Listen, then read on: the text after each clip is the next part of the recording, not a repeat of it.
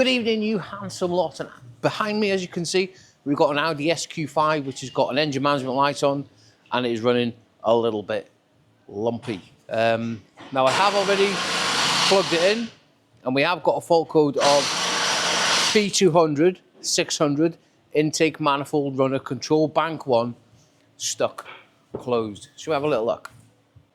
Ben, hello. Are you going to stop banging anytime soon? No. Now, we know we're not looking at a electrical fault, because if it was, I have unplugged it just to show you, we're going to be getting a circuit fault. But this is stuck closed. So what I've done, I've gone ahead and I have removed the intake motor, swirl motor, whatever you want to call it.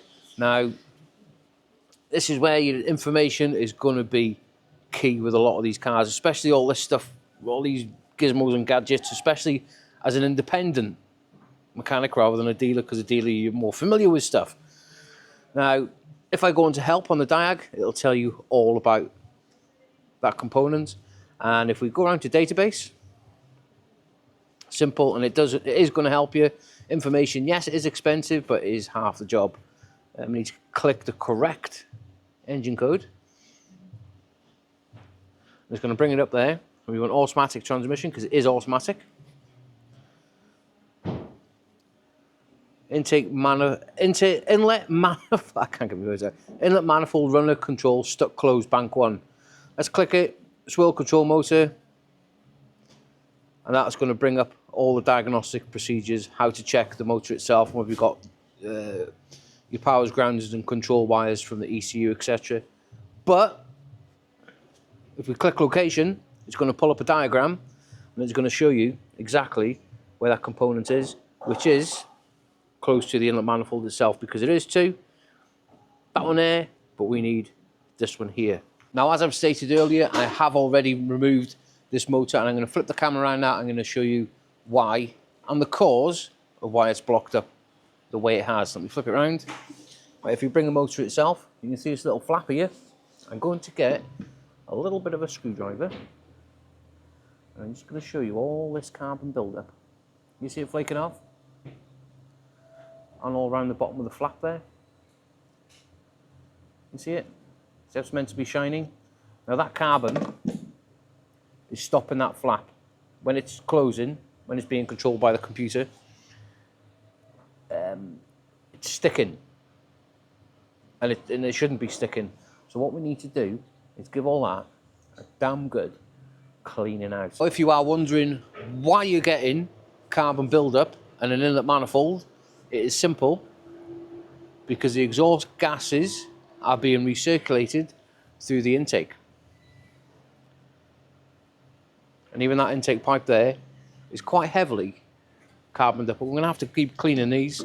Stupid design, but it needs it for regulations and one thing and another. And how them gases are getting into that inlet manifold, that's the EGR stuck right down there in between the V, and it's come through this little pipe here, and it's going into the bottom of the intake pipe there, through that little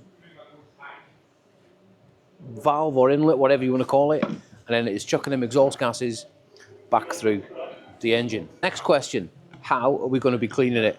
Well, I don't really know, but I think what I'm going to give a go is, if I can get some, I've just had my dinner, sorry about that.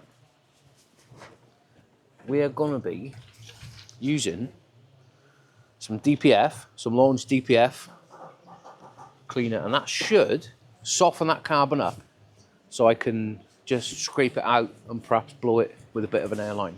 Now, this DPF cleaning fluid is a 50-50 mix. Now, I have already cleaned the DPF on a car last week, and I've got half a bottle left. So what I'm going to be doing is chucking some of this in. Let me flip it around. Pour some of that in there. Now we're going to go and chuck some water in it, because it is a 50-50 mix. It does need the water to activate everything inside it. After we put a little bit of water in it, what we're going to be doing now is just dropping that in there, making sure that we're not getting that electrical side of it wet, because we don't, water and electricity doesn't work. We're going to leave that soak for about half an hour, and we're going to get a little brush and give it a little bit of agitation as well. Now, even though we have put some DPF solution in there, and it is probably the best you're going to get, you still have to give it a little bit of a coaxing, and it is, I don't know if I can show you, it is coming off in massive clumps. Look at it. So even though you've got the solution there, you still need to get yourself a little brush and work it in, and it is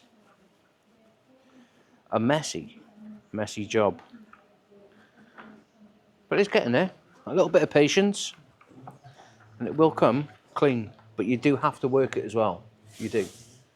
Right, well, after a good hour or so of leaving it soak and giving it a bit of a clean, it is now 99.9% better than what it was if you flip it over. Oh, I can't really because it is plugged in. There you go. It is a lot cleaner, if I say so myself. We're going to jump around now, clear the codes. I already have cleared them. We're going to go to actuation test. Make sure that the ignition is on. Now, on these newer cars, you do need a supply, and the one I'm using is a ring, and this is going to keep it at a constant voltage, because sometimes if the vehicle isn't reading above 12 or 13 volts, you won't be able to do an actuation test. Now, the one I need is that one there, and then take motor runner control. We flip it around now, we click OK. You should see that butterfly in there. Opening and closing.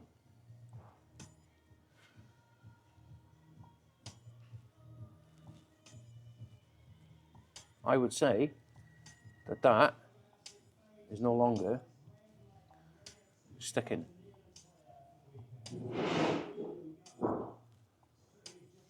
Now, on these newer cars, it is quite critical to have a supply unit on the vehicle when you're doing all these diagnostic stuff. Now, as soon as you put the ignition on, a lot of these cars now, they're getting DRLs on, and that is going to zap the battery quicker than that. Now, if that ECU isn't seeing, or the diagnostic machine isn't seeing the designated or the desired voltage, it will not allow you to activate the component. And the amount of people that message me saying, oh, I got this scanner and it won't let me do this, but right, have you got a supply unit? No, I haven't. Right, put a supply unit on it. Chances are it's going to help you out. No end. No end. Right, now with that all nice and clean now, I'm going to get everything put back together as it should be. There we have it with a little bit of magic. It's not much of a job, to be honest with you, but I have give that pipe in there a little bit of a clean to get as much carbon as I can out of it. But unfortunately, I think that this car, well, it has, because there's bolts missing out of everywhere. It's been got to before. I'm led to believe that it's been mapped. Now, something that I don't normally get involved in is cars that have been mapped and that have been played with. For the simple reason being, you don't know what's been deleted from the software or removed. Does that make sense? Because you can't, even though you're getting a car in with a fault, you're sort of down a rabbit hole because fault codes have been deleted from the ECU.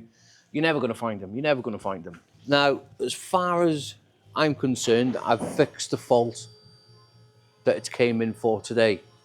But I just, do you know when you get a gut feeling that there's something underlying with it? Now, I think the best thing for me to do is speak to somebody that does mapping, tuning files, and perhaps send them the ECU and say, look, what's been deleted, what's been added, what's been tuned.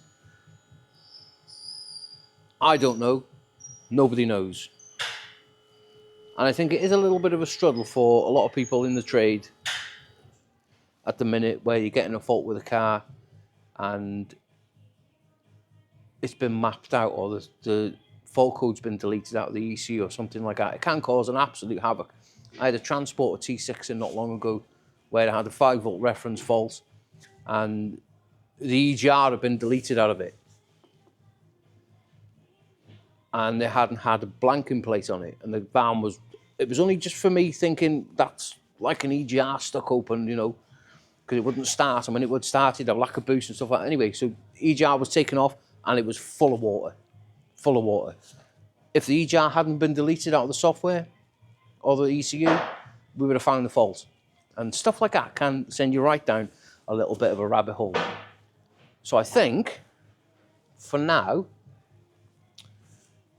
we get the codes back on and have a little word with the customer. And that's the car now back up and running.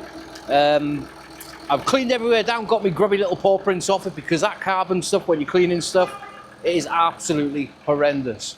We have got no fault codes on the dash. I'm going to take it for a little bit of a test drive, make sure that it's okay for what I've done. Now, whenever I'm doing a little bit of a diagnostics, I always do a pre-scan and a post-scan, so I know if that makes sense. The only thing left to do now is take it down the road for a little bit of a test drive and just see if things are okay and the car's driving as it should be. Fingers crossed it is. I just got a gut feeling that there's something underlying with this, I think. And I just don't know what it is, which is unlike me.